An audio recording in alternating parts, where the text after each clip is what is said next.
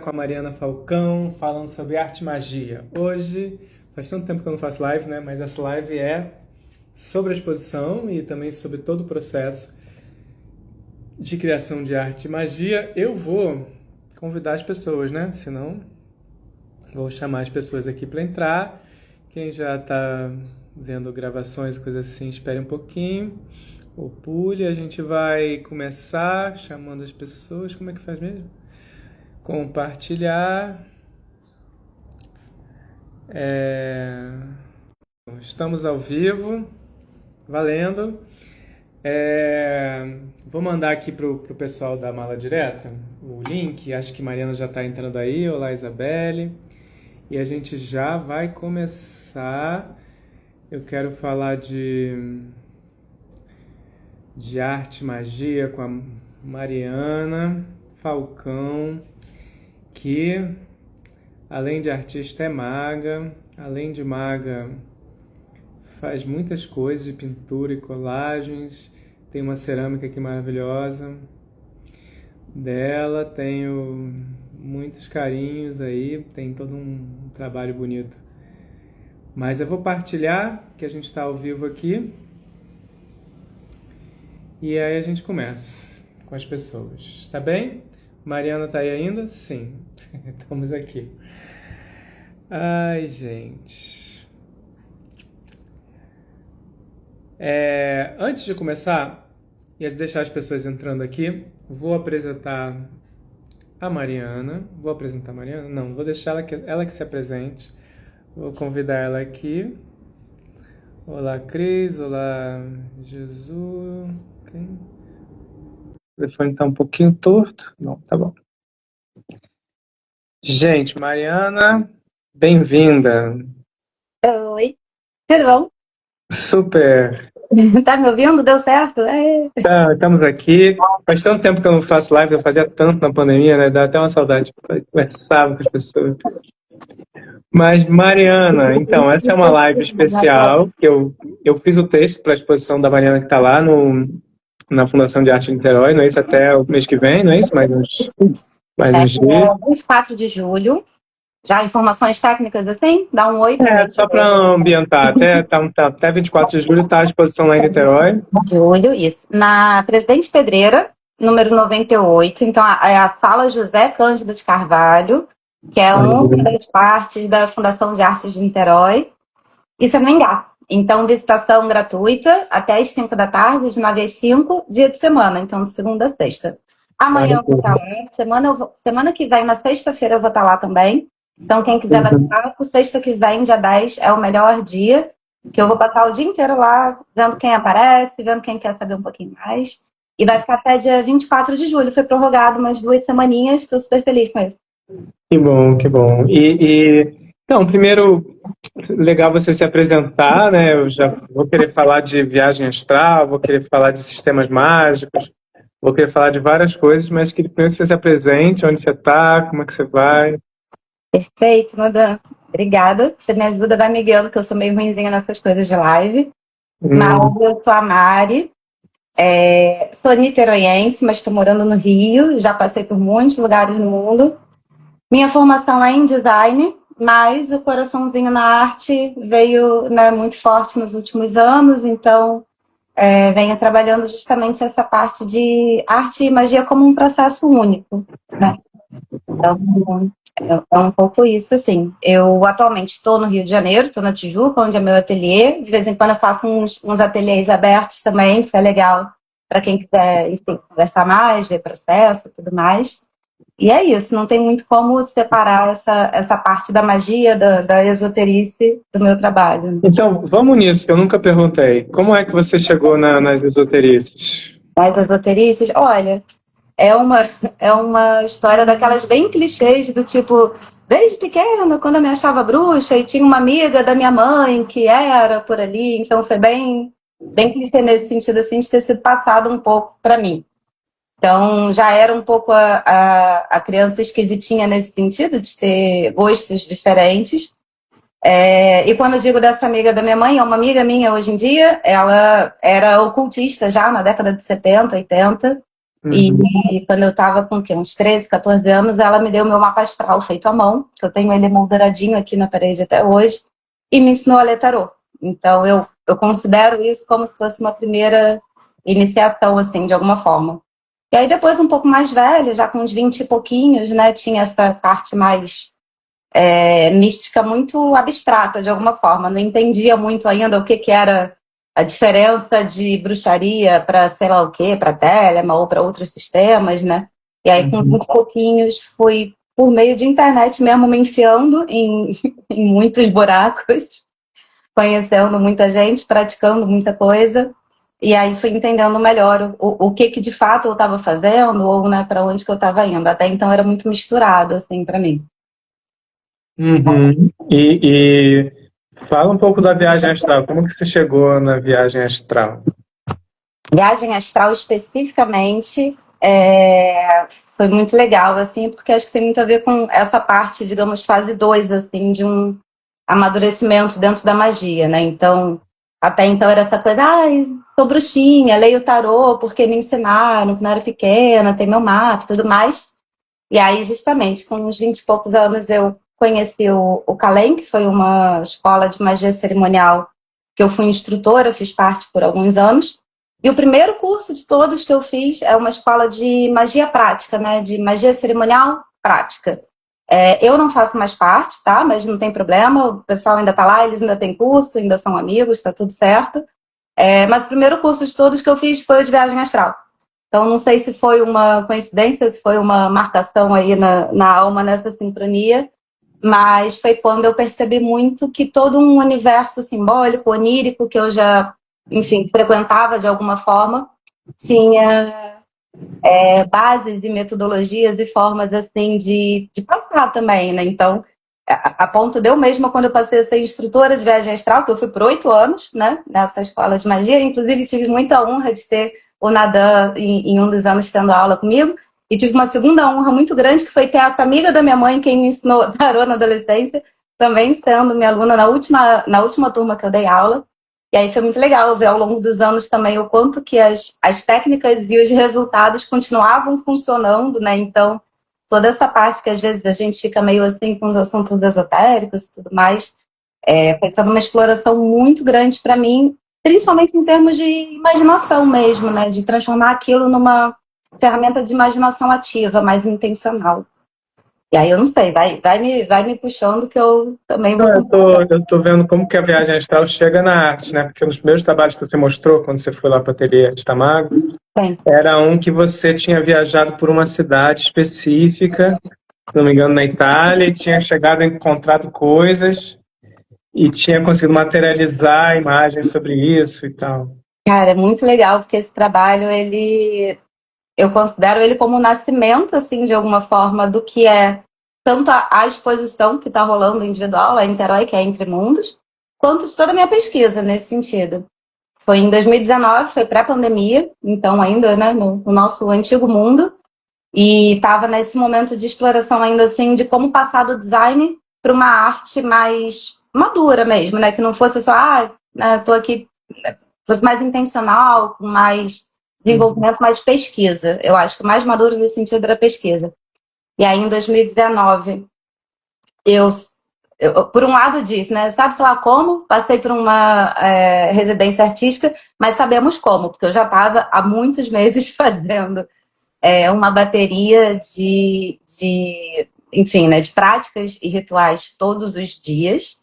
Então, foi uma época da minha vida que eu estava muito envolvida, tanto com magia cerimonial, com Telema, e com magia do caos. Especificamente e principalmente magia do caos. Muitas coisas do que eu vou falar dessa época eu não necessariamente faço mais hoje em dia, mas elas são muito importantes, tanto na minha formação quanto no meu trabalho. E aí, nesse caso, eu estava há alguns meses, já uns 5 meses, fazendo práticas mágicas todos os dias, porque eu queria entrar num grupo de magia do caos específico, que tinha que fazer isso. E eu sinto que eu tava meio academia mágica, assim, tava bombada, tava sarada, né? Tipo, a gente tinha que realmente fazer 1 hora por dia de práticas, mudava todo mês, tinha um acompanhamento, tinha certos desafios, era um grande RPG da vida real. E aí, do nada, eu recebo um comunicado, um e-mail de um pessoal de Turim, de Torino, na Itália, justamente, no norte da Itália, muito próximo de Milão, e me convidando para me inscrever numa residência artística que ia ter lá na Cavallerizza, que era, né, não existe mais, mas na época era um coletivo autogerido, né, que eles falam em italiano autogestionado, de arte. E aí, como proposta, como eu já conhecia a cidade, eu tive a sorte de... Bom, estou com 36 anos, só para localizar aqui também. Tive a sorte de viver naquela época do Ciência Sem Fronteira, né? O pessoal ia para o intercâmbio, que estava um pouco mais fácil, coisa e tal. E fiz o intercâmbio na Itália. Então, eu já conhecia a cidade, já falava italiano. Acho que isso é, né, importante dizer, não foi totalmente do nada, assim. E eu sabia que a cidade tinha um pezinho mágico muito forte. Então, a minha proposta de trabalho para essa residência foi justamente estudar pontos da cidade que tivessem a ver com ocultismo, com magia. Por exemplo, né, na Piazza Castello, que é uma praça lá considerada um ponto de magia branca e tudo mais, dizem que foi a última praça onde foi queimada uma bruxa na Itália. Então, eles têm algumas coisas muito fortes lá, com lugares assim, geográficos mesmo, físicos. Tem praças que eles dizem que tem um buraco, que é onde você vai entrar no submundo e conseguir entrar no inferno, um dos 8 portais do inferno, etc. Então, a minha proposta era ir a esses lugares fisicamente, não só pesquisar, levantar material, conversar com as pessoas, levantar histórias. Eu tenho alguns livros aqui em italiano também sobre Turim ser uma cidade mágica nesse sentido, né?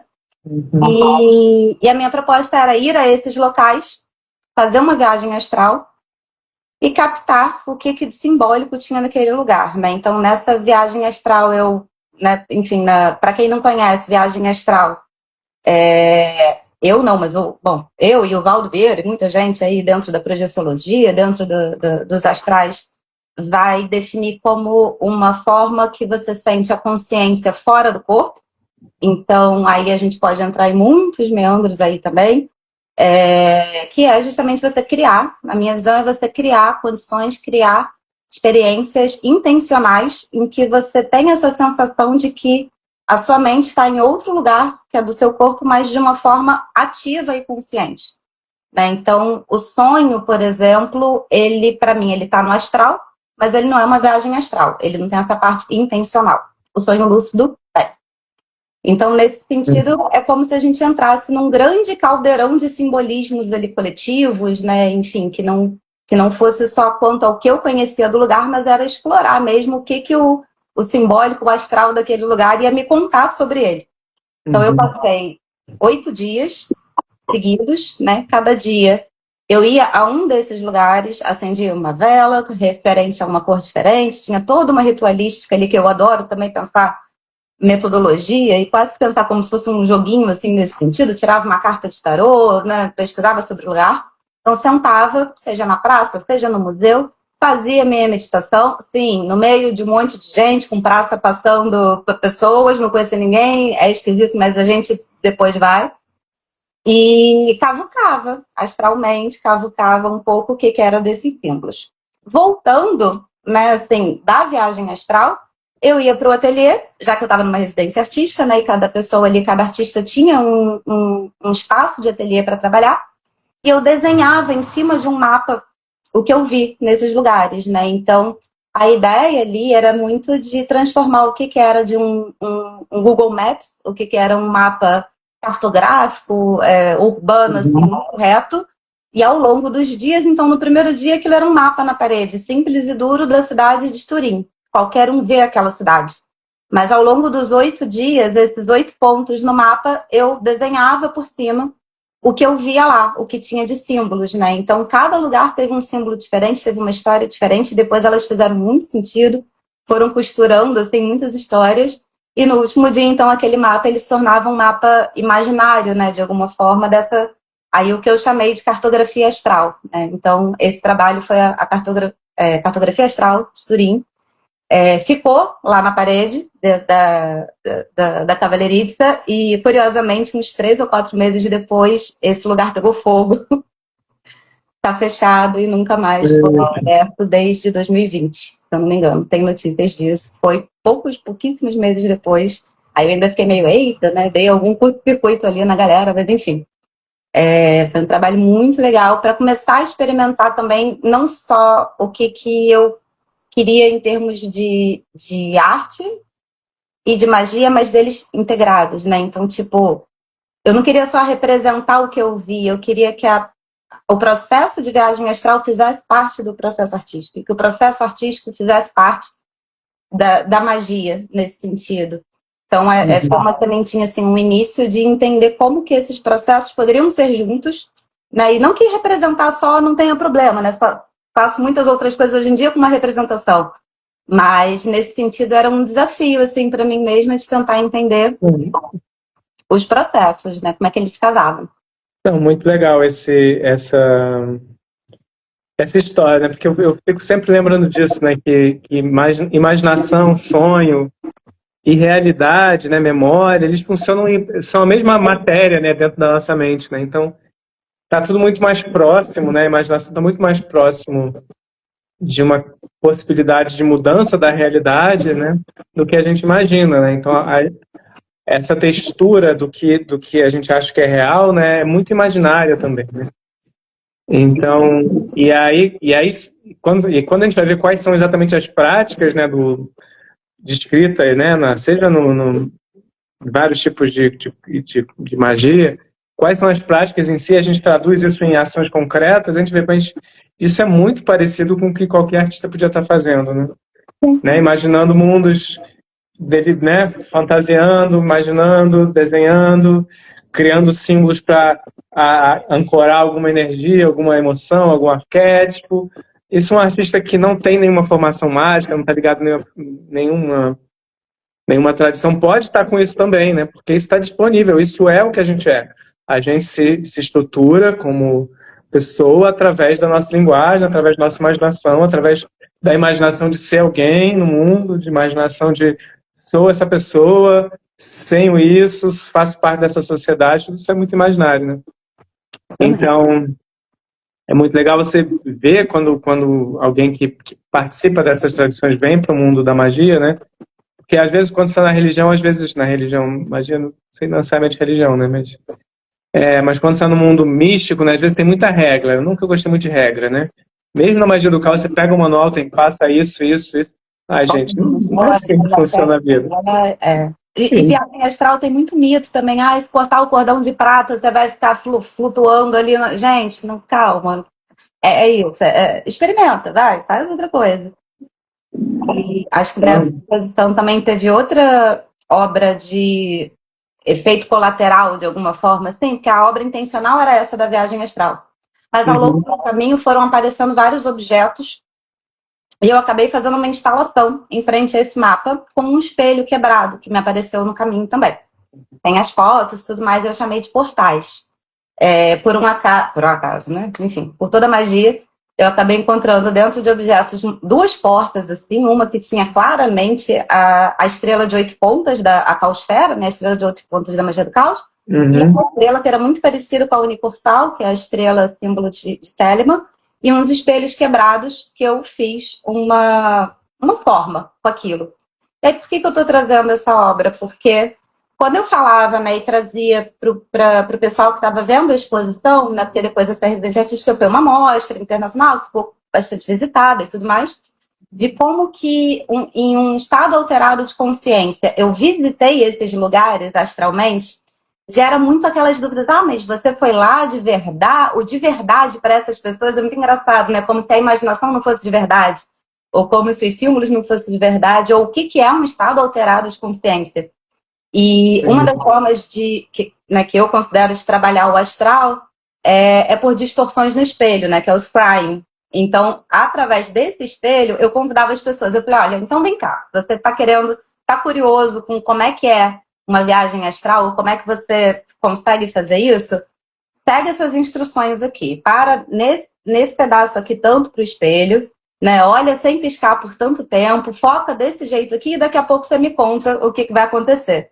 E era muito curioso ver isso também, o quanto que as pessoas chegavam muito céticas, do tipo, tá bom, a menina lá tá me mandando olhar pro espelho.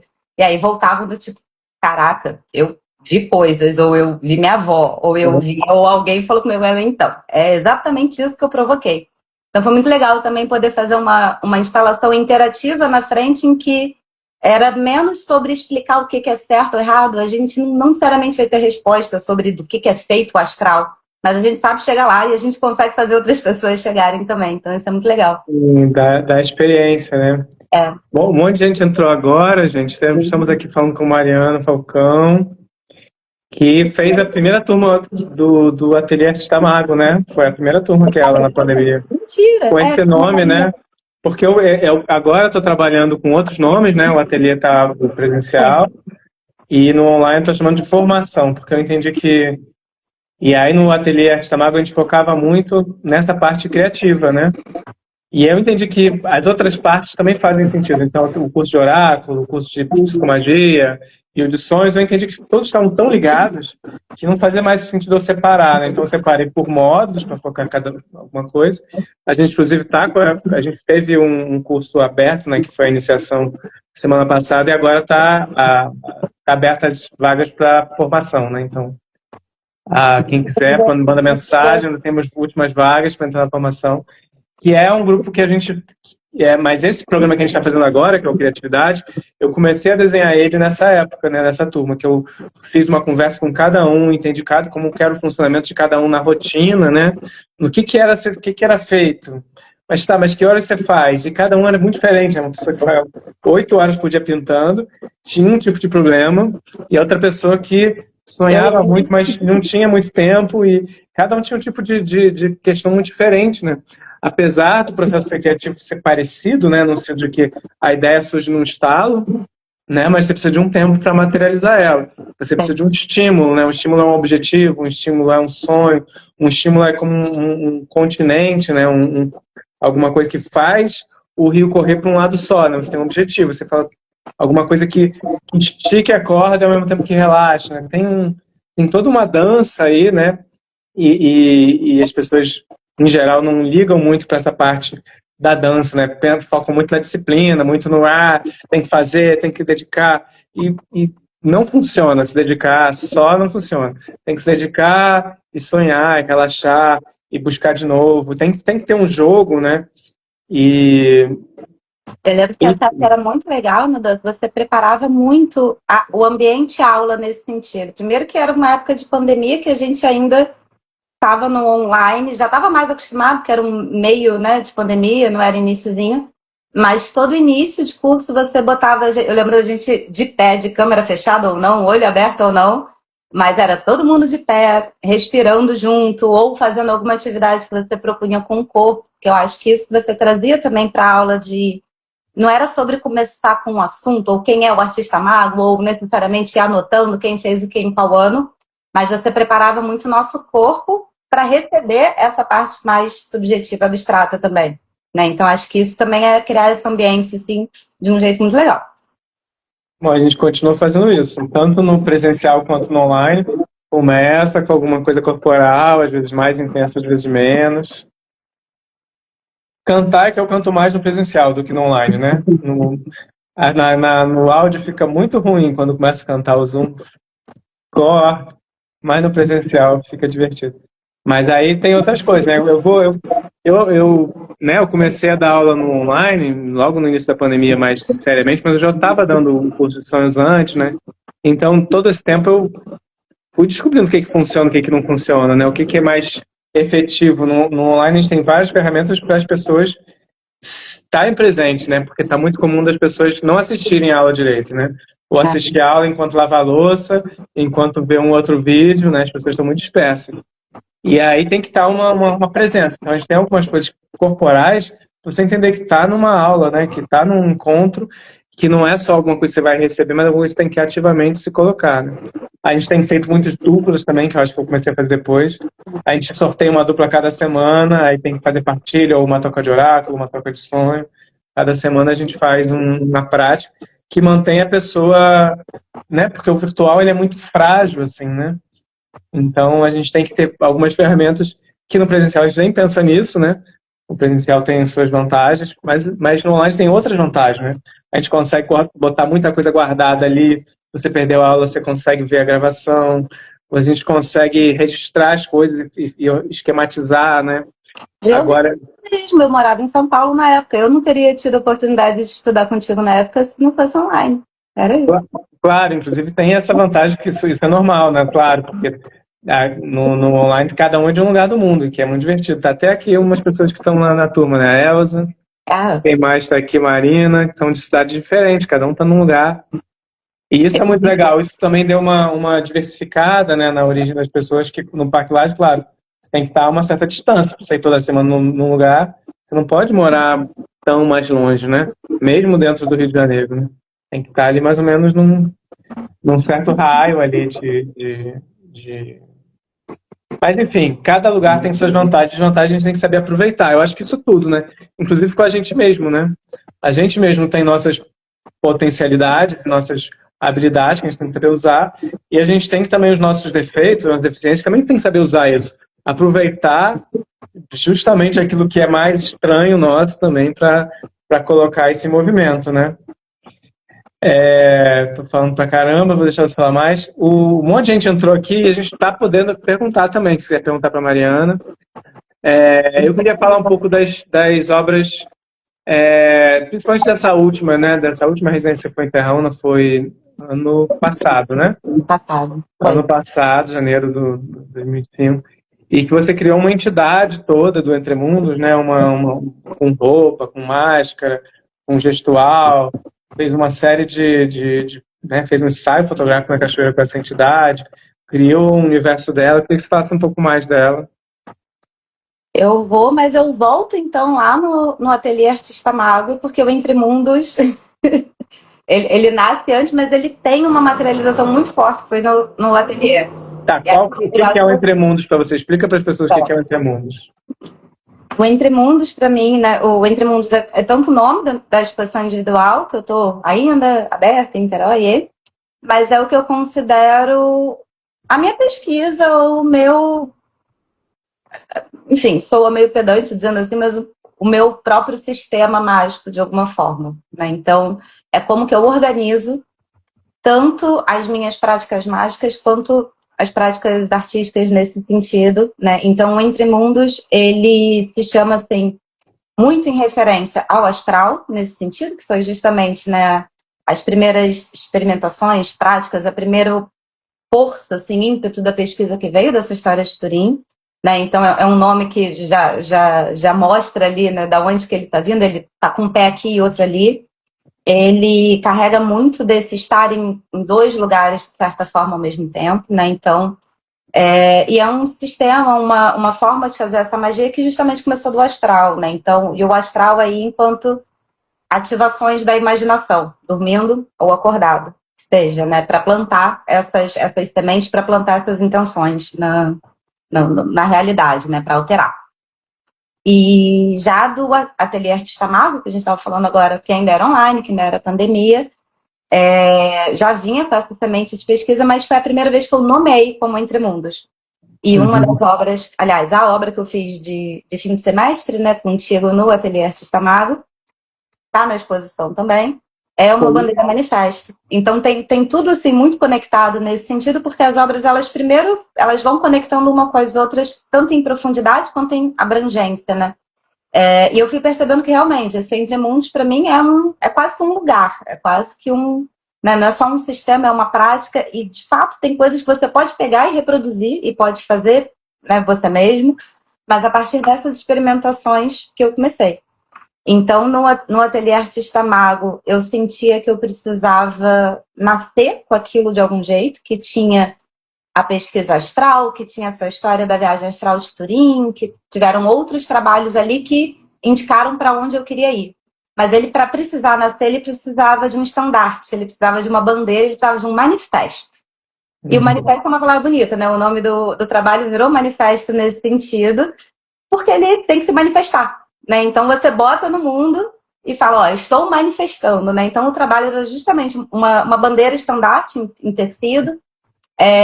Na época eu já estava um pouco para além do pé da magia do caos, mas no pé da bruxaria. Então os materiais faziam muita importância, muito sentido para mim serem materiais naturais. Então, a bruxaria trabalha muito com isso, de serem materiais naturais. Depois a gente pode até entender o porquê. Então, é uma bandeira feita de cera de vela, tecido e lã, basicamente. E ali é como se fosse a primeira anúncio de, ó, estou manifestando, né? De fato, manifesta. Estou vindo para o mundo. A partir dali, e aí conectando agora com a sacerdotisa, de fato, né? A sacerdotisa que veio de Terra Una. E é muito doido, né? Porque no Ateliê Artista Mago a gente estava virtual e era outro tipo de interação. Enquanto em Terra Una, que eu já fui por 2 anos, a gente está o oposto, né? A gente está totalmente presente, né? Praticamente zero virtual, praticamente, né, assim, ter que fazer a trilha para pegar a internet, isso é maravilhoso. Com outro tipo de conexão ali, muito do dia a dia, do tete a tete, do experimentar com a mão na argila, com a coisa da natureza, enfim. E aí ele foi uma experimentação de processo em Terra Una de continuidade desse sistema. Então eu já tinha entendido de fato que o Entre Mundos para mim era como que a criação do meu próprio sistema mágico. E aí vale botar aqui, eu talvez devesse ter feito isso um pouco na introdução, mas vale botar só um adendo de que eu fui criada sem religião nenhuma, fui criada basicamente ateia, não sou batizada, entendo muito pouco de cristianismo ou de outras coisas assim, então na verdade eu sou muito pouco... Claro, influência a gente tem num geral, mas eu não tinha isso de raiz, assim. Então, inclusive, a parte mágica, ou, enfim, né, esotérica nesse sentido, ele também veio muito sem amarras. Veio muito livre e experimental nesse sentido. Então, eu fui querendo catar coisinhas e entender aonde que era o meu interesse para produzir o meu próprio sistema, de alguma forma. E esse é o Entre Mundos. E aí ele nasce com essa ideia do astral, ele se manifesta com o manifesto, né, lá do Ateliê Artista Mago, ele foi amadurecendo com práticas de sonho, de viagem astral, de scrying, de outras presenças, enfim. E nessa primeira, a sacerdotisa veio do ano passado. Na primeira vez que eu fui à Terra Una, na verdade, antes da sacerdotisa, no ano anterior, foi o primeiro ritual, de fato, que eu fiz com as mulheres lá, e aí eu lembro que você não participou, porque eu botei os homens de fora, eu botei só as mulheres para participar dessa, mas era para fazer uma espécie de fato, celebrar aquilo enquanto um ritual. Então, como se cada obra eu fosse botando uma peça desse Lego, desse sistema, e fosse pesquisando, entendendo, construindo um pouco mais. Então, eu entendi que era o astral, eu entendi um pouco quais ferramentas que eu queria, o espelho negro, ou enfim, o sonho, viagem astral. Eu fiz a bandeira para manifestar, e lá em Terra Una fiz primeiro essa land art de um círculo mágico. Então, teve esse círculo mágico também. E aí, no ano seguinte, veio a sacerdotisa, que era, então, pô, eu tenho universo, eu tenho bandeira, eu tenho círculo mágico, e esse sacerdócio, né? Como é que é a figura da pessoa que está, de fato, conduzindo aquilo? Então, foi pensar quase que o oposto, foi materializar essa sacerdotisa, né? Mesmo que eu já tivesse configurado ritos, ali era dar forma a ela. E, curiosamente, eu, quando vejo a obra que tem as fotografias, eu praticamente não me enxergo ali, eu não vejo que sou eu. Virou outra coisa já. Então, o que eu acho muito legal essa ideia do sistema, né? Porque quem vai na exposição vê ali umas pinturas diferentes, vê essa bandeira que é uma forma gráfica, né, com cera, vê alguns trabalhos que são diferentes no outro, poderiam ser de artistas diferentes, né? Vê essa foto, então são coisas que aparentemente ou externamente não tem uma unidade, né? Mas tem essa unidade interna do seu sistema, e isso que dá uma certa trilha para o trabalho, né? E cada um tem que achar isso, não precisa ter um sistema mágico, né? Mas cada um tem que achar isso para si, né? O que isso está acrescentando na minha mitologia pessoal? O que isso está acrescentando na história da minha vida, que tem a ver com a história dos meus ancestrais, que tem a ver com a história do lugar onde eu habito, que tem a ver, está tudo sobreposto aqui, e eu estou jogando com tudo ao mesmo tempo. Só que se eu não tenho isso por trás, eu posso me perder, né? Claro que eu posso fazer trabalhos totalmente diferentes do outro, mas entender onde estou eu, né? Quem sou eu? Então, essa ideia do autoconhecimento na arte vem um pouco de entender que a arte não é uma coisa que você faz fora de você. É uma coisa que você faz no seu campo, na sua personalidade, em quem você é, né? É meio que um desdobramento, uma extensão de você. E aí, você vem com isso de entender como um sistema mágico, e aí as coisas conversam mesmo, né? Por mais que sejam coisas diferentes, eu cheguei lá, eu olhei, poderia ser uma exposição com 3, 4 artistas, né? Porque tem um tipo de materialidade diferente, tem um tipo de enfoque diferente, né? Mesmo tem técnica igual, a estética pode ser diferente. Tem quadros que são figurativos, quadros que são abstratos, quadros com argila. Tem. Eu acho que, mas isso não é um problema se tem uma base comum, né? A sua base é muito essa do sistema, né? Eu fiquei com vontade até de ler o texto. Eu tinha feito um poema para convidar para a exposição, e aí depois não cabia no formato e tal. A gente fez uma versão compacta para entrar no cartazinho, né? Como que chama? Cartão tem um cartãozinho. Eu não tenho ainda, né? Vou ganhar um cartãozinho desse depois. Mas tem uma versão compacta para entrar no cartão, e eu tinha feito um poema aqui. Alguém comentou coisas aqui, ó. Alguém falou que bom uma espiritualidade mais pura e pessoal, sem influência de dogma. Muito bem. E o Danilo tá inveja que você não foi batizado. Eu também não fui batizado. O chato de não ser batizado é que a gente não pode ser excomungado, né? Aí perde um pouco o rock and roll dessa parte, mas tá bom. Mas ser excomungado também não me faço questão. Até o padre Cícero foi excomungado, não é isso? Então não é uma coisa assim. Mas nesse sentido, aproveitando o gancho do Dan, eu não fui batizada, eu não tenho influência nesse sentido, mas depois eu tive um pouco de influência porque meu pai é yogi. Então, desse lado, sim, tem uma outra abertura. Então, mas aí é para outro lado. Enfim. Vou ler o poema aqui, então. Tá certo? Um poema que chama Entre Mundos, que era a ideia de fazer um convite convidando para o Entre Mundos, né, que chama assim. Então, por isso chama Entre Mundos. E se pudéssemos viajar além do corpo, viajar pelas estrelas, por universos diversos e paralelos. E se pudéssemos... E se esses universos fossem dentro de nós mesmos? E se todos os tempos, todos os espaços, todos os planetas convergissem aqui e agora dentro de nós? E se pudéssemos relembrar os ancestrais e sonhar novas cosmologias como faziam os antigos? Mariana, como Falcão, olha tudo do alto e vê. Percebe as conexões entre ventre, víscera e estrelas, entre os seres das profundezas e a delicadeza da impermanência. Ela convida para esse mundo incompleto, impreciso, talvez irreal, mas profundamente verdadeiro. Vem, dá mais um passo, olha o penhasco, fecha os olhos e dê mais um passo. E contemple o caminho sagrado surgindo, conforme seu pé toca no chão. Era um convite bonito, né? Parecia que era o louco, né? Nosso querido louco da conta do tarô. Tinha um pulo assim, né? Puxando, né? Puxando. Mas a versão que está no convite também é bonitinha, que é uma simplificação disso, mas tentando parecer que eu sou um doutor em arte.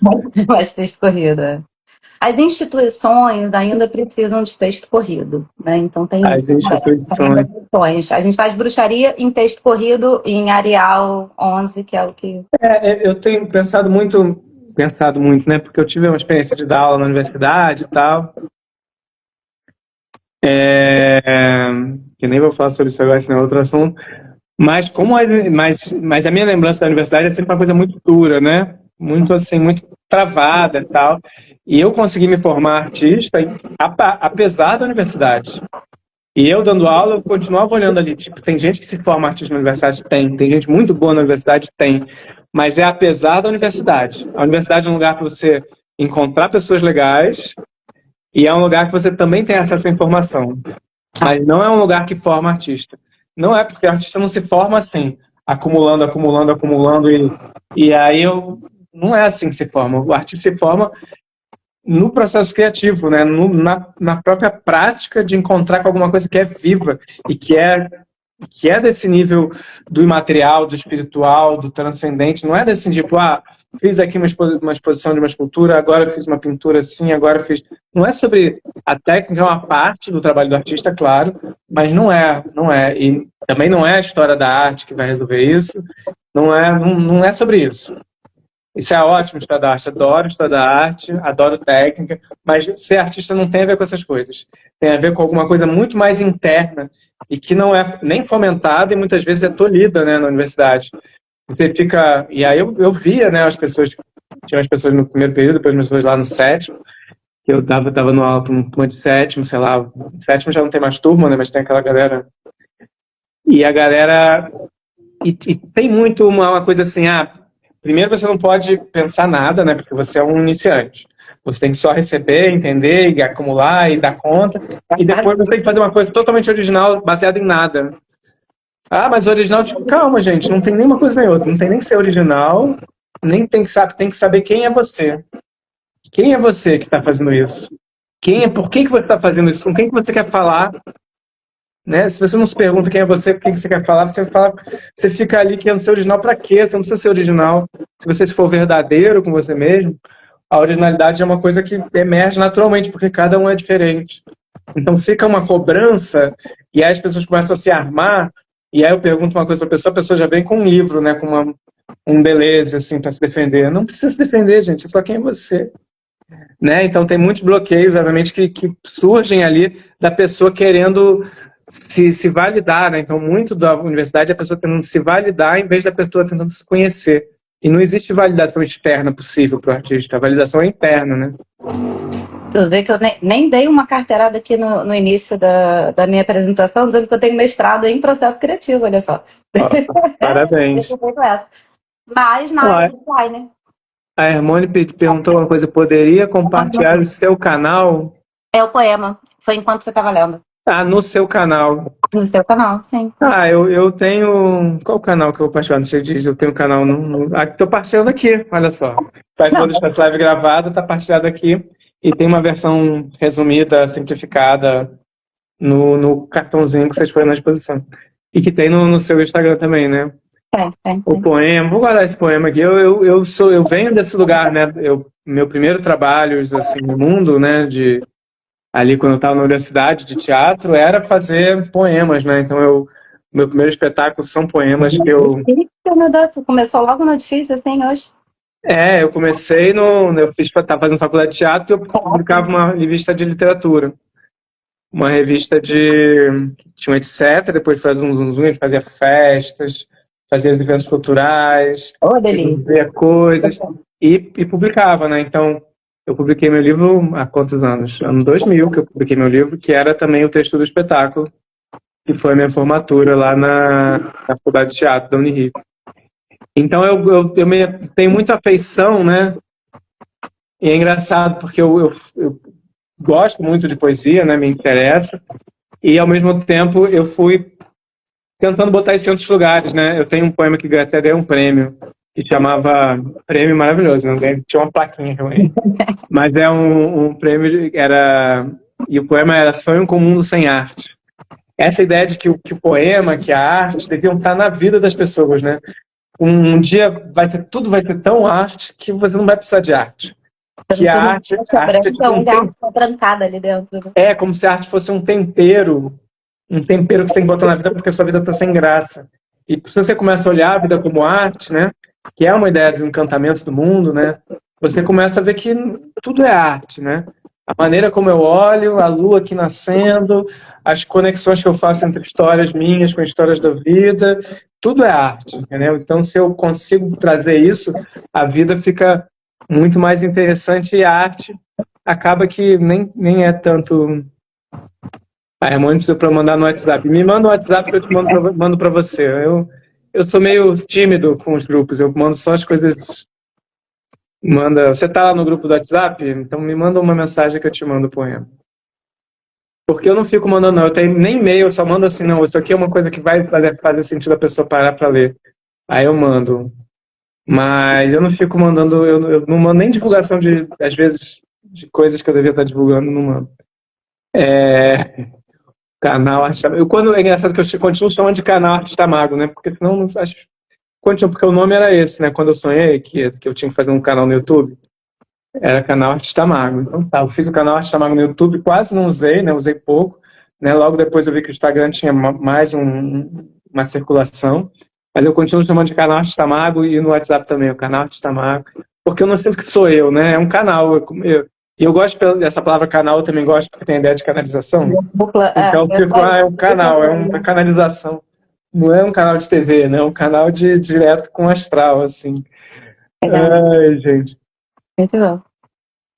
Mas quem tá em um monte. Eu tenho a sensação aqui no Instagram que é meio passa pública, né? As pessoas vêm, olham um pouco, vão embora. Quem chegou depois, a gente está aqui conversando com a Mariana Falcão, que fez o Ateliê Arte Samago, foi nas residências artísticas em Terra Una e está com a exposição lá em Niterói, na Fundação de Arte. Sigam ela lá no Entre Mundos. E, sei lá, a gente está com a formação aberta agora, né? A formação eu comecei no início do ano, né, na verdade. Como é que tá o modelo esse ano, Nadan? Aproveita, Então, me explica e já faz a propaganda, porque né, eu peguei eu, então por esse eu tinha que primeiro. voltar para a formação, porque agora está muito mais organizado, Mudou. muito mais divertido. Porque eu peguei o conteúdo que eu já trabalho há vários anos, né, que é sonho, ritual, né, ritual, psicomagia, performance, né, criatividade, que é isso que eu já fiz de várias maneiras. Eu fiz um que chamava, tem o próprio ateliê Arte Chamado, depois eu fiz um que chamava Magia Visual, eu fiz algumas experiências, assim, chamei uma vez de trilha do autor, mas é um estudo, né, que vem lá do meu estudo de arte, vem lá do meu trabalho da psicologia, da criatividade, né, dessas influências, assim, misturado com essas experiências de facilitação, que são muito mágicas também, né, então é um trabalho que eu sei lá, muitos das vivências eu canalizei, outras eu vou me apropriando por aí também, mas eu criei um sistema, né, meio que um caminho, uma jornada de 2 meses, e que a gente vai fazer uma exposição, né, ano passado você até participou da exposição lá no Rio, né, no Poron, que a ideia é criar um trabalho inédito são 2 meses, mas na verdade você cria em 1 mês, né, 2 semanas. É uma ideia porque o processo é instantâneo. Não tem que ficar, vamos estar criando alguma coisa no trabalho final. Não é trabalho final, é instantâneo, né, a criação. Então a gente organiza um pouco os nossos materiais internos, na nossa mitologia pessoal interna, e aí a gente coloca isso em jogo, articula ali, né, um sistema para criar uma partitura para criar o trabalho, e aí cada um cria o trabalho, e é muito impressionante, assim, principalmente quando pego uns alunos que nunca expuseram antes, né, porque eu estou trabalhando muito com gente que vem de outras áreas agora, né, psicologia, medicina, então de repente chega uma pessoa que nunca fez exposição, e aí fala, não, você vai fazer, e a pessoa tem um certo medo, assim, às vezes, né, mas é tão natural acontecer uma produção, quando você pega a estrutura disso, não, então, quem você é, onde você está, o que você sente, quais são os seus recursos, o que você quer falar, e aí naturalmente a pessoa, né, ontem a gente fez a aula no presencial, cada um tinha 10 trabalhos prontos no final da aula, projetos, né, projetos, porque é isso, eu tenho várias maneiras de falar o que eu preciso falar a partir dos meus recursos, e aí eu vou escolher um para trabalhar, né, mas é muito rápido, se você está em contato com a sua verdade, é muito rápido, então, isso é de criatividade. Depois tem um curso de sonhos também, né, de psicomagia. Então a gente vai passando, né, cada 2 meses tem um módulo, entre um módulo e outro tem espaço para trabalhos mais individual, né, das pessoas, e a gente está fazendo essa exposição, que agora vai estar o presencial e o online juntos, né, uma vez por ano, e aí eu fiz semana passada uma iniciação, eu estou chamando assim, né, uma iniciação que é um curso introdutório para a pessoa entender o que é ser artista mago e querer ser artista mago, né? Então a gente está montando a turma assim, e aí quem entra para o grupo a gente tem encontro toda terça-feira à noite, a gente tem essas trocas de dupla, e a cada módulo meio que a gente tem um certo produto, né? Um certo objetivo, né? Que do oráculo é criar o seu oráculo pessoal, o do sonho são as ferramentas mais assim, que cada um vai achar um estilo diferente, mas o de criatividade é montar essa exposição, e o de psicomagia é criar um ritual pessoal de transformação, né? Um ritual criativo, digamos assim, uma psicomagia, como chama o Jodorowsky, né? Então tá funcionando assim e é contínuo, né? Então tem gente que entrou em dezembro, tem gente que entrou em abril no modo de oráculo, tem gente que está entrando agora, pode, se a gente tiver até domingo, no modo de criatividade, e possivelmente a gente vai abrir de novo antes do modo de psicomagia em setembro. E estamos assim. É muito bom bagagem e ferramenta com estímulo, né? Então, assim, por um lado a bagagem, que nem você estava falando, da universidade, pô, a universidade é bom também para dar bagagem, porque sem referência a gente não cria nada, né? Então, precisa absorver também muita coisa. Mas você dá os estímulos com coordenação, e nisso a limitação também é maneira, tipo, isso, olha lá, ó, processo criativo, né? Quando a gente faz brainstorming, bota coisa de tempo, é porque os requerimentos, as limitações, elas ajudam também a gente a ir para outro lugar, né? A não ficar paralisado na folha em branco. Então, você dá referência e depois ajuda ali a estimular. E se não dá, e se não tem data, não acontece, né? Então tem que ter uma data para acontecer. Mas isso eu fazia, ó, lá no ano, em 2003, quando a gente começou o Grupo 1, a gente fazia isso, né? Gente, vamos fazer um evento? Falei lá com o espaço tal, consegui o Parque das Ruínas, a gente vai fazer um evento lá, dia tal, e todo mundo tem que ter um trabalho inédito daqui a 1 mês e meio. E aí, vamos! E a gente tinha um tema, né, que a gente tinha um manifesto, né? Eu escrevi um manifesto pelo Arte Única, né? Arte Única. E aí os temas dos eventos que a gente fazia vinham no manifesto, né? Que foi a humanogravura, o teatro abstrato, a chanchada conceitual, enfim, eram sempre temas duplos, assim, né? Fotografia, performance fotográfica. E a gente criava um pouco inspirado nesse tema, mas também não só, né? E aí o grupo criava vários trabalhos para ser apresentados pela primeira vez. E isso era muito rico, porque tinha um grupo de acompanhando, né? A gente se acompanhava, tinha uma data e aconteceu coisas incríveis. E aí eu percebi que as pessoas precisam disso, né? Eu precisava disso. Eu precisava, vou mostrar esse trabalho onde? Para quem? Porque esse para quem ajuda muito. Com quem você está falando? Esse para quem você está falando? Mas que dia que você vai falar com essa pessoa? Se você tem um dia que você vai falar com a pessoa e o que você quer falar para ela, não tem por que você num dia não ter a coisa. Então as pessoas realmente criavam coisas muito complexas até. Eu pensando hoje, falando, gente, essas performances foram criadas todas nesse mês, né? Você olha, a gente fazia um convite, né, com o catálogo, tudo isso foi criado nesse mês, e é isso que a gente faz. Ano passado também foi, as pessoas, mas como? Não, 2 semanas depois estava todo mundo lá, com seus trabalhos, alguns enormes, outros pequenos, uns super complexos, um que a pessoa mudou totalmente na última hora, mas estava tudo lá, porque a gente precisa dessa data e precisa desse afunilado processo criativo para as ideias, para canalizar, né? Para liberar o canal, né? Então, para combustão criativa. Para combustão criativa, exatamente. Então, é tudo isso e nada disso.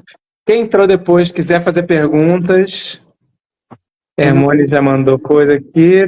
Quem chegou agora, olá, boa tarde, boa noite. Mariana, eu tenho aqui uma obra da Mariana que ela não está na exposição, essa série, que é uma cerâmica com decalque, né? Não sei como que você faz aquilo. É aqueles sistemas tecnológicos de impressão na cerâmica. E eu senti falta, eu vou reclamar, né? Eu senti falta que tinha que ter cerâmica. Olha, é engraçado, isso é uma discussão na minha vida, o quanto que isso tá no design ou tá na arte, e é muito doido. Vamos evoluir essa discussão, não existe essa divisão. Não existe essa divisão. Design, arte, porque a pintura é superior à cerâmica, não é. Não é superior à cerâmica. Vamos lá, eu sou um ceramista, tenho que defender, né? Porque é isso, quando eu comecei a fazer cerâmica, né? Eu faço cerâmica desde criança, né? E depois, mas quando eu comecei a expor isso, né? As pessoas olhavam e falavam, isso é cerâmica. Eu falava, não, isso é uma escultura, que o material que eu estou usando é cerâmica. O material é cerâmica. Mas o que eu estou fazendo é escultura. Né? É diferente, claro, tem prato de cerâmica que tudo bem, você pode entender que é uma coisa feita em escala para comercialização, mesmo que seja artesanal, é uma coisa. Mas eu estava fazendo escultura em cerâmica. E as pessoas, não, isso é cerâmica, mas a discussão era essa. Eu fui ver a exposição do Brenan, quando a primeira vez que eu vi Brenan foi aqui no Rio, né, na Casa França Brasil, uma exposição grande, e a discussão que tinha na época era e-mail, né, grupos de e-mail. Que se era arte ou se era cerâmica. Eu falei, gente... Não, Brenan, sabe? Top de 3 metros de altura. E tem muita magia também. E tem muita magia, e tem muita doideira. Então esse cuidado e eu precisei fazer, realmente, né? Tem que ter informação, né? Porque eu me formei em arte fora da arte. Eu fiz teatro e fiz prática, né? Muita prática. Essas exposições me formaram muito. Montar a Terra Una me formou muito. Mas eu não tinha alguma informação que eu tinha um certo... eu sentia esse preconceito, não entendia de onde era. Tem um pouco do preconceito pela magia, um pouco do preconceito pela cerâmica, e eu não entendia bem. E eu precisei realmente fazer mestrado, doutorado em História da Arte e falar, cara, isso é uma discussão que não faz sentido, discutir se a cerâmica é arte ou não. É onde que você vai colocar ela, né? Então, a técnica que você usa, né? Você pega, sei lá, você pega grandes artistas que você acha que fizeram um trabalho e, na verdade, eles se apropriaram do trabalho, né? Agora me veio o Jeff Koons. Por que eu peguei Jeff Koons agora? Jeff Koons, você vai ver os trabalhos de Jeff Koons. Não colocou a mão em nada dali. Ah, é pintura. Não é, mas não é pintura do Jeff Koons. É o Jeff Koons contratando a pessoa para fazer a pintura. Sabe? Então, eu já vi um cachorrão de balão dele, daqueles dele ao vivo, e é isso. É um cachorrão de balão. Então. O público dele não é design, né? Então, não tem essa diferença. Essa diferença é muito mais nos meios de circulação e de validação do que no trabalho. Então, quem tem que validar esse trabalho, primeiramente, é você. E falar, cara, esse é um trabalho muito legal. E é um trabalho que se apropria de cerâmicas antigas. E se coloca colagem em cima, né? Então é um trabalho de colagem, é um trabalho também de cerâmica. E é um trabalho de discussão simbólica. Então é um trabalho de arte. Se você assumir, falar assim, mas estou em dúvida, não pode ter dúvida. Não pode ter dúvida, essa discussão sobre alta e baixa cultura é uma coisa muito do início do século XX, não precisamos falar mais sobre isso. Temos que defender. Isso aqui é arte agora e pronto. Porque é interessante pra caramba e conversa com o resto das coisas, né? A Nada já me economizou muita terapia aqui. Já vou, quando eu sair da live, já vou pegar as porcelanas e já vou mudar. Já vai sair da sessão design e já vai virar a sessão arte aqui, sério. Não, as cerâmicas são ótimas, imagina. Aqui na minha estante tem algumas aqui. Então, mostra, vamos lá. As cerâmicas é uma técnica de decalque. Decalque, né? Você pega uma cerâmica antiga, né? Uma louça antes, e faz um decalque de uma colagem, né? De imagens em cima. E isso é uma ressignificação desse trabalho, isso é são maravilhosas, tinham que estar lá isso aí, pô, esse gato voador. Tinha que estar lá. Eu tenho um mergulhador escafandrista. O escafandrista, o teu. Cósmico. E cada diferentinha, porque mesmo que a ilustração seja a mesma, os pratinhos mudam, né? Uhum. Cada um deles tem detalhezinhos também que são muito eu, assim, o coração sagrado. Escafandrista, eu não sei se você reparou, mas ele tá fumando um cigarrinho aqui. Mesmo que eu agora já não sou mais fumante, já parei de fumar. Parabéns. Mas é importante começar a funilar o trabalho e juntar, né? Porque esse trabalho tem muito a ver com o trabalho que está lá. Ele tem uma potência visual, né? Da colagem, que eu acho que é uma coisa que você faz bem, né? Já vi alguns trabalhos de colagem seu que dão esse universo e que tinha que estar junto. Então até os amigos chegarem aí. Coisa para a próxima exposição não está faltando. É só a gente arranjar uma próxima exposição agora. Vamos fazer uma próxima exposição agora. Gente, quem está chegando agora, quiser perguntar alguma coisa para mim ou para Mariana, tem chance ainda. E aproveita que a gente trabalhou muito junto, eu consigo falar de Terra Una, consigo falar de Ateliê Artista Mago online presencial. Aliás, Terra Una esse ano, acho que já acabaram as inscrições, né? A gente está participando da Arte Rio, né? Eu tô lá na comissão de escolha do artista que vai para a Arte Rio, para o Prêmio Foco. E um dos prêmios é uma viagem, né? Uma viagem ótima, né? Ganhe uma viagem.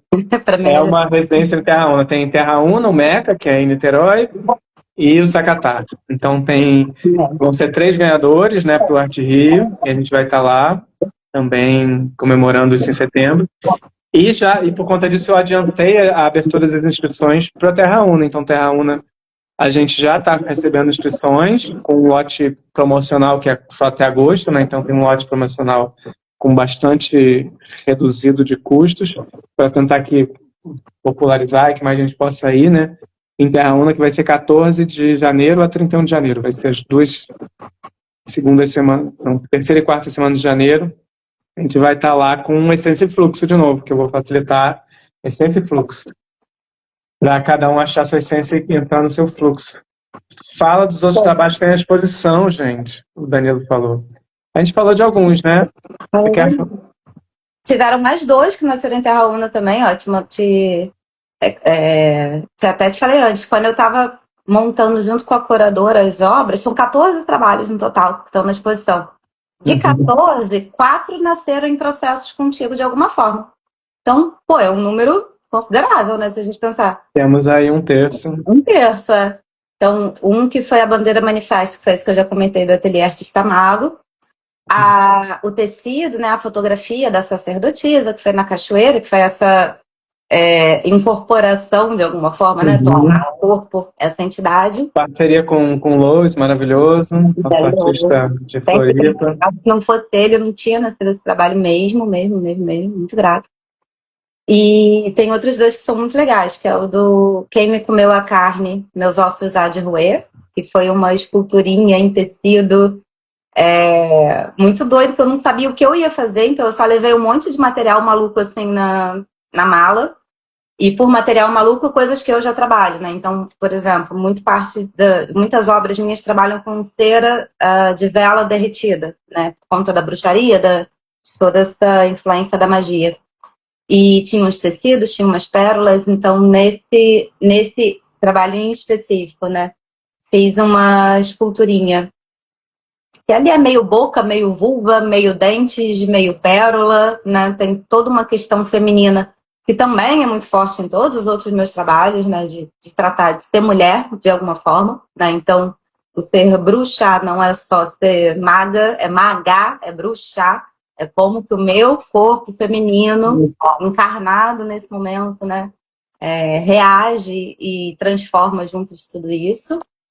E teve uma pintura também, que era um díptico. Eu sei que díptico, tecnicamente, tem outras questões, mas enfim, são 2 quadros que formam um só. E parte dele, o interessante é que ele foi pintado com aquela argila roxa, né, que tem lá nas fossas. E aí eu tô falando aqui muito cripticamente, né, pro nadador, porque a gente sabe qual é a argila roxa, mas para quem não conhece, em Terra Una, tem um grande... Como é que chama aquilo? Como se fosse um... Não sei tecnicamente como. A gente está chamando agora de fossas argilosas, mas é um grande erosão, né, no barranco, que faz um buraco que tem uns 3 metros de altura, e lá a gente tem algumas cores de argila, e virou um passeio obrigatório, todo ano a gente faz com as pessoas, porque é muito incrível o lugar em si, né, e as cores, né, quem trabalha com tinta de terra, vê essas 4, 5 cores, né, o castanho, o roxo, o vermelho, tem um creme quase branco ali também, então a gente pega aquela ali. E aí, e o cenário, né, maravilhoso, ali cheio de argilas bem lisas, né, bem puras ali naquele buraco. Fossas argilosas. Vamos lá, quem for vai conhecer, Terra Una vai conhecer as fossas. Foi muito legal conseguir. Tem toda uma história simbólica comigo, porque eu tinha essa argila já numa casa que eu morei, em outro lugar de São Paulo.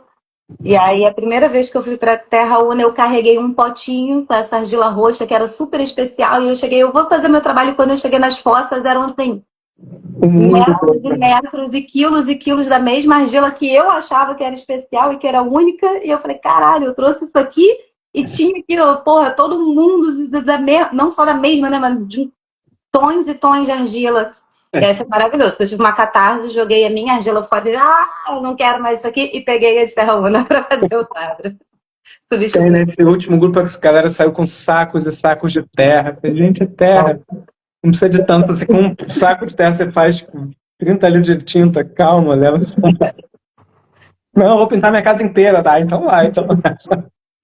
Mas é muito gostoso esse contato, assim, também com... É isso, não é o guache da papelaria, você vê outra forma de fazer. Não, tem uma outra coisa. Inclusive, esse quadro aqui atrás, eu misturei, né? Terra com guache, né?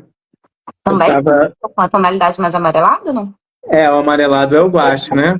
Mas, assim, a base toda é de argila e eu fui misturando a base de argila com o guache. E aí ele perde aquele tom, assim, não sei, ele vai ficando uma densidade mais de terra, né? Então dá uma baixada em todos os tons, né? Uma argila mais vermelha e uma argila mais acinzentada, né? Então porque o que é, né, a tinta, né? Porque às vezes a gente acha que a tinta é aquela coisa que a gente compra na loja, né? E não é, a tinta é uma coisa que tudo é tinta, né? A argila é a base da tinta, né? Mas a argila, geralmente a gente põe ali 10%, 20% de cola branca, mas poderia botar óleo, né? Você pode pegar esse mesmo pigmento de tinta e fazer tinta a óleo, né? Você misturar com óleo, essa mesma terra, né? vai formar grande parte das tintas mais duráveis, né, que são as tintas minerais da tinta a óleo, são terra, na verdade. Então, quando você tem um bastãozinho de cola de Siena, você pode... A Querca de Siena é a terra do rio Sena, né, que é uma terra de uma coloração que você acha mais ou menos fácil em Minas. Não sei se no Brasil todo, mas você acha mais fácil. Os tons ali terrosos, vermelhos, amarelados, cocos, todos esses você acha fácil. Outros pigmentos você também acha em lojas de própria loja que vende material químico, né, de cerâmica, coisa assim. Você acha os outros óxidos que também seriam, né? Então você pode achar um óxido de cobre, de ferro, de manganês, e você faz ali, até se você quiser o azul, né, que aí tem que vir lá de longe, porque a gente não tem aqui o cobalto, mas você acha esse material que são pedaços de terra, no fim das contas, né? O cobalto nada mais é do que uma argila colorida, não é uma argila, né, mas é um mineral que está ali e funciona mais ou menos como argila também, e essas argilas... A argila não é um elemento químico, né? A argila é um estado, digamos assim, né? A base tem a ver com alguns elementos químicos, mas as cores não, né? As cores são outros minerais. Então, uma vermelha de ferro, às vezes tem um pouquinho de manganês, ou um pouquinho de outra coisa que não se sabe. Enfim. E dá uma Mas é muito bom. no quadro também, né? Acho que dá pra gente controlar o quão granuloso, menos granuloso, quanto que você mistura ali. Eu acho isso muito importante Pode também. ser peneira, né? Eu tenho umas peneirinhas de cerâmica bem finas, né? Então a aparência fica muito parecida com da granulação, né? Mas tem a visualidade, ele tem a opacidade que é diferente de uma tinta acrílica, né? Tem um brilho que é diferente, né? Não é, ele é mais opaco, ele é mais áspero, ele tem uma peculiaridade que a terra... E não sei, a gente vê muita coisa industrial por aí, né? Então quando a gente vê uma coisa que não tem esse brilho de plástico, né, que o acrílico tem, o mesmo óleo tem um brilho meio exagerado, né? Assim, exagerado não, é bonito também. Mas assim, tem uma outra textura que você sente eu sinto um conforto, né? É o conforto de olhar para um barranco, né? Um conforto de estar num lugar natural, que são essas tintas de terra. Estou viajando aqui na tinta de terra, nem era tempo. Gente, acho que já demos 1 hora, as pessoas já estão indo embora, dormir, então você já deve tchau. Faz a última chamada aí para as pessoas irem para Niterói. Até quando mesmo? Boa. Eu vou ter que catar alguma aula desse segundo semestre para ir lá ver o Artista Mago como é que tá, o ateliê. Aí a gente faz uma segunda parte, uma segunda live. Mas, ó, pessoal, então, vou falar e deixar aqui, ó, o por escrito também. Cadê? Dá para ver? Não dá para ver, não dá. Então, até 24 de julho, que é sexta-feira. Então, a gente tem mais quase um mês aí, né? Falta um pouquinho. Lá em Niterói, no Engá. Para quem é de Niterói, em frente ao Húngara, do Engá, do lado do que era a Faculdade de Direito, falar aquele bem assim. Quem é do Rio, o ônibus 1001 passa perto, dá para ir de barco também. Então, e é do lado do museu ali. Como chama o museu? Que é do lado? O Museu do Engá. Exatamente. O Museu do Engá. Tem que atravessar mais a ponte. Então foi muito legal. Foi um trabalho assim, junto com a Desirê Monjardim, que é a curadora de lá há quase 30 anos já. Então foi muito bom assim, ver também como que o olhar dela era diferente para selecionar as obras, para montar elas lado a lado. Visitem, tirem fotos, marquem. Semana que vem, ó, falando de novo, semana que vem, guiadai. Eu vou estar de visita guiada, então eu vou estar lá bonitinha o dia inteiro. Para quem quiser vir perguntar, vai ter aquelas partes que é não só processo, mas fofoca de bastidores. Isso aqui eu fiz pensando em não sei quem, aquele ali deu errado, aquele ali, na verdade, não é tinta, é um troço que eu tinha em casa na madrugada porque faltou material. Todos esses bastidores que a gente gosta dos artistas também. Boa. E quem for em Niterói, que não é de Niterói, quiser ir, tem a exposição lá no MAC de Niterói, né, que abriu agora. Aproveitem que é quinta-feira de graça para todo mundo. A Bianca Bernardo, né, que foi Terraúna várias vezes como curadora convidada. Ela é curadora de uma exposição lá justamente sobre sagrado, sobre espiritualidades, etc. Que está na parte de cima, né, e na parte de baixo do MAC tem uma exposição de curadoria do Benilson Baniwa com a Priscila, esqueci o nome dela, com vários artistas indígenas, bem bonito, sobre a de Guanabara e artistas indígenas, bem bonita também. Então, tem ali, é pertinho do Museu do Engá também, então já temos um plano de visitas. Lindo, Niterói é lindo, visita Niterói. E quem quiser falar da formação Artista Mago, me procura, pode entrar ainda. até agora, né? Até domingo é possível se inscrever na formação Artista Mago para participar do módulo de criatividade e da exposição que a gente vai fazer em agosto. Muito bem. Muito bom. E obrigada, Nadan. Obrigado. Pela live, na verdade, né? Por todos esses anos aqui de troca. Tudo de bom para você. E seguimos as nossas parcerias e em breve a gente se encontra também. Né? Vamos inventar mais mundos. Mais vivos mundos criados. Até já, querida. Obrigada. Um beijo. Beijo, gente.